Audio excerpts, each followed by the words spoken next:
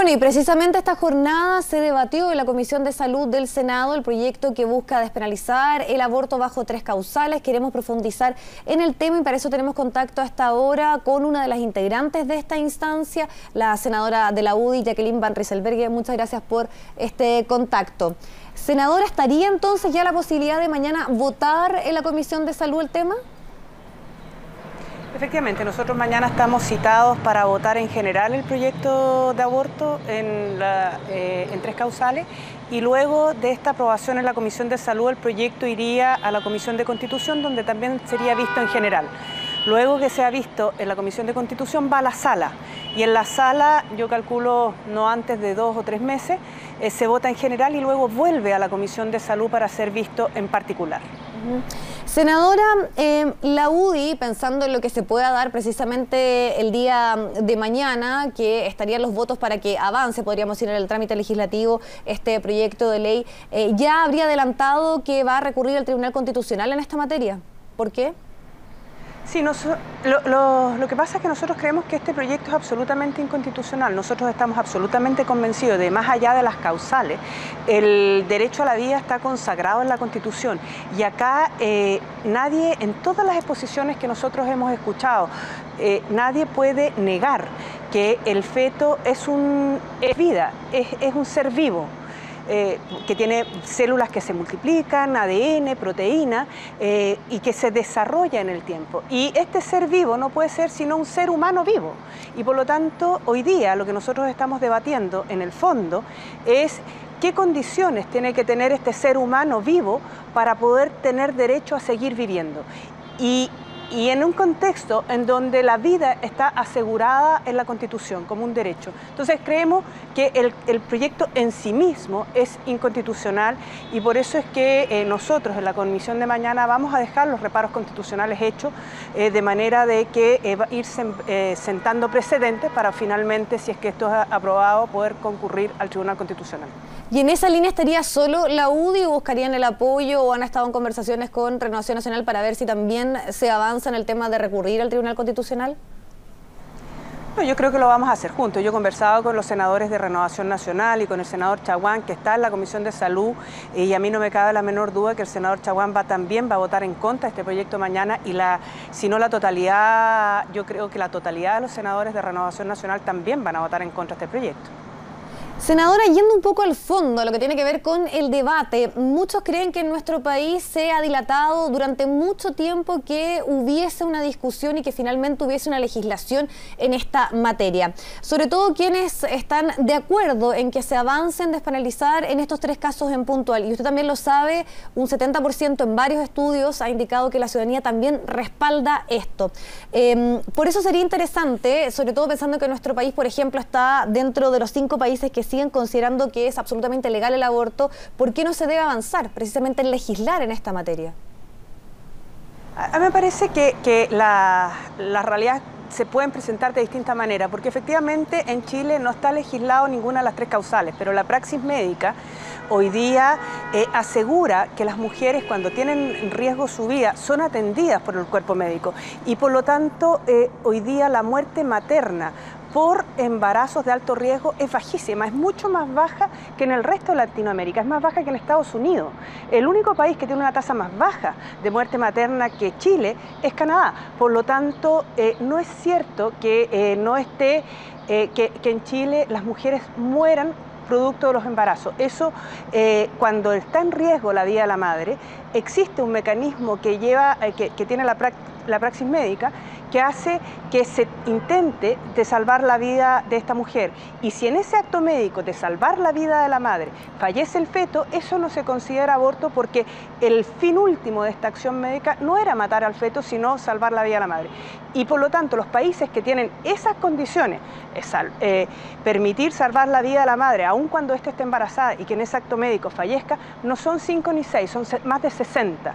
Y por lo tanto, ya esos números que de repente se ventilan a la opinión pública no son, diría yo, un poco distorsionados. Y en segundo lugar, A mí me parece que lo que se quiere hacer con las otras dos causales es ponerle condiciones a la vida humana y eso yo lo encuentro de riesgo, porque en el fondo sin ningún científico puede desmentir que el feto es un ser humano vivo. ¿Por qué a ese ser humano vivo yo le tengo que poner condiciones como es un estado de salud determinado que asegure que va a vivir una cierta cantidad de tiempo y que está sano, o que fue concebido sin violencia, en fin, es decir, le pongo condiciones a la vida? Y eso yo lo encuentro de riesgo, porque si bien lo puedo hacer en este caso, en otros casos también se le podría llegar a poner condición a la vida. Yo creo que eso nos marca como sociedad. Senadora, tal vez uno de los puntos más complejos tiene que ver con la despenalización en caso de violación. Y sobre todo se lo pregunto porque en el último tiempo ha salido... Siempre salen casos bastante complejos y sobre todo el que da cuenta de una niña de 11 años que había sido constantemente abusada por su padrastro y que precisamente queda embarazada. Ahí sabemos que no hay cifras oficiales, pero mucha gente que se ha encargado precisamente de estudiar el tema o dar cuenta de lo que ocurre señalan que el 60%, el 66% de las embarazadas por violación son menores de edad y el 11% tiene menos de 12 años. ¿Qué pasa ahí? Sí, efectivamente, yo concuerdo con que la gran mayoría de las mujeres embarazadas son menores de edad y son fruto no de una agresión sexual, sino de un abuso reiterado por parte de alguna persona que muchas veces la tenía a su cuidado. Y efectivamente una situación súper dramática. Y en el caso, en el último que se supo, la chiquitita de 11 años, cuando se diagnosticó el embarazo, ya tenía más de 20 semanas al momento y por lo tanto tampoco está cubierto por esta ley en las condiciones en las cuales está propuesta por el Ejecutivo, puesto que después de las 22 semanas ya no es un aborto, es un parto prematuro. Y lo que hay que hacer ahí es que esa guagua nazca. Y por lo tanto...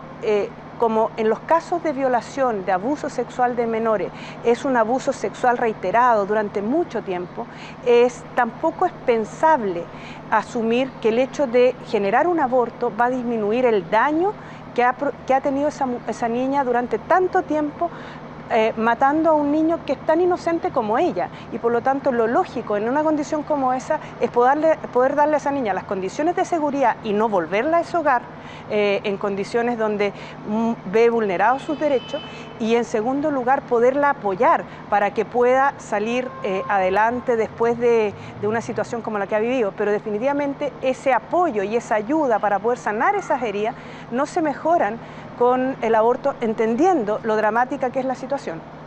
Ahora, el problema y lo que se plantea también, le vuelvo a insistir por parte de quienes creen que hay que avanzar, es que en nuestro país en el día de hoy no hace cargo de ninguna de estas situaciones. Usted dice, claro, hay una práctica, por ejemplo, en el caso en que exista un riesgo de vida de la madre, pero ¿por qué no zanjar o que existe una legislación que finalmente se pueda regular también este tema?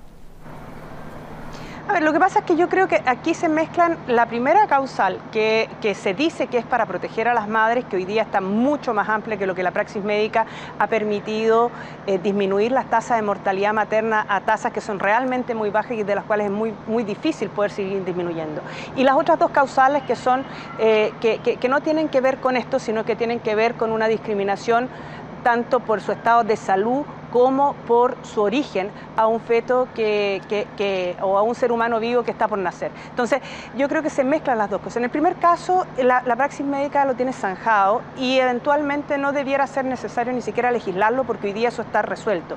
En los otros dos casos, yo creo de verdad que el duelo que tiene una madre cuando le dicen que tiene un hijo gravemente enfermo, en la mayoría de los casos con un embarazo deseado, es enorme. Y ese duelo, esa pena, tampoco se mejora con el hecho de matar a ese feto, porque al momento de matarlo, al momento de generar el aborto, ese feto está vivo, ese feto no está muerto. Y por lo tanto lo que se hace es eliminarlo para evitar que nazca producto de que está enfermo. Y eso yo lo encuentro una situación súper compleja en nuestro país. Sin duda que esa mujer necesita apoyo porque es un embarazo vulnerable, pero es complejo. Senadora, usted plantea en varios puntos en los cuales hemos tenido esta conversación que esta situación, por ejemplo, en el caso de una mujer que ha sido violada, no mejora el hecho propiamente tal. También en el caso de que sea inviable o incompatible con la vida, es feto que no tiene posibilidades de vivir. Pero también siempre aquí se plantea por qué no está la posibilidad de elegir.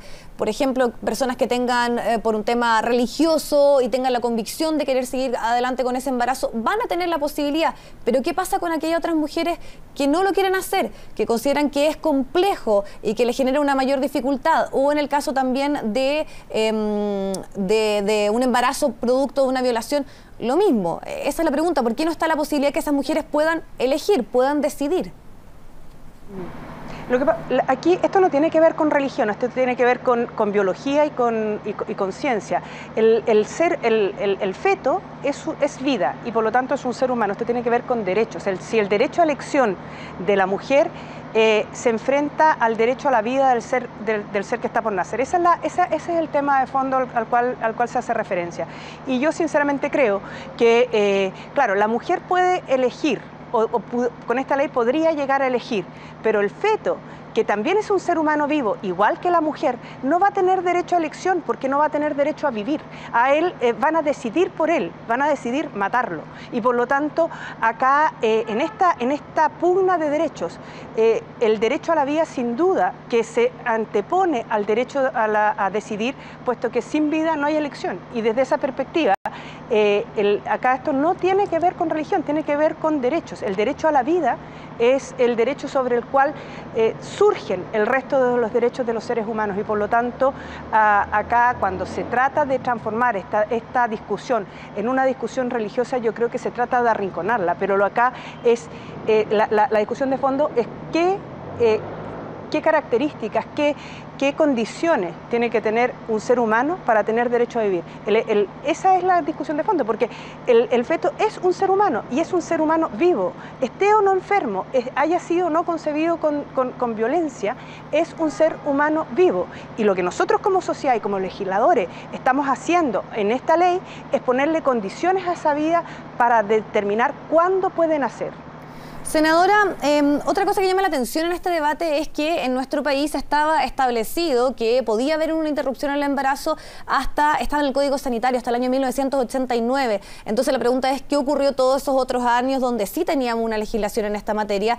Y también quiero agregarle lo que pasa en otros países. Vuelvo a insistir, cerca del 60%, perdón, un 30% existe el aborto, podríamos decirlo, libre, y un 66% existe una legislación. Entonces también, siempre cuando se habla de estos temas, podríamos decir, las políticas comparadas con lo que ocurre en el resto del mundo. Sí, efectivamente, es decir, hasta fines de la década del 80 existía el aborto terapéutico y se eliminó. Y uno podría pensar que a raíz de esta eliminación del aborto, las tasas de mortalidades de las madres iban a aumentar, producto de que uno tendería a pensar de que los abortos clandestinos iban a aumentar. Si el aborto terapéutico, si la ley de aborto se eliminó, al eliminarse la posibilidad de abortar en Chile, uno tendería a pensar que los abortos clandestinos iban a aumentar y con ello iban a aumentar las muertes maternas. Eso no es cierto.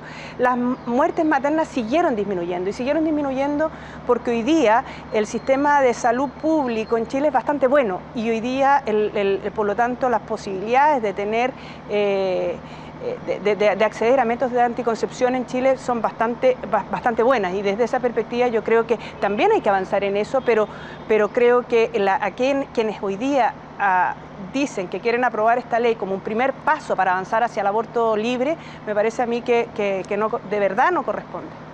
Senadora, porque el aborto además tiene consecuencias, no es inocuo. Perfecto. Senadora, le agradecemos su tiempo para conversar de este tema. Quedamos atentos, por cierto, a lo que vaya a ocurrir mañana entonces en la Comisión de Salud cuando se vote interrumpir el embarazo bajo estas 3 causales. Muchas gracias. Gracias a ustedes.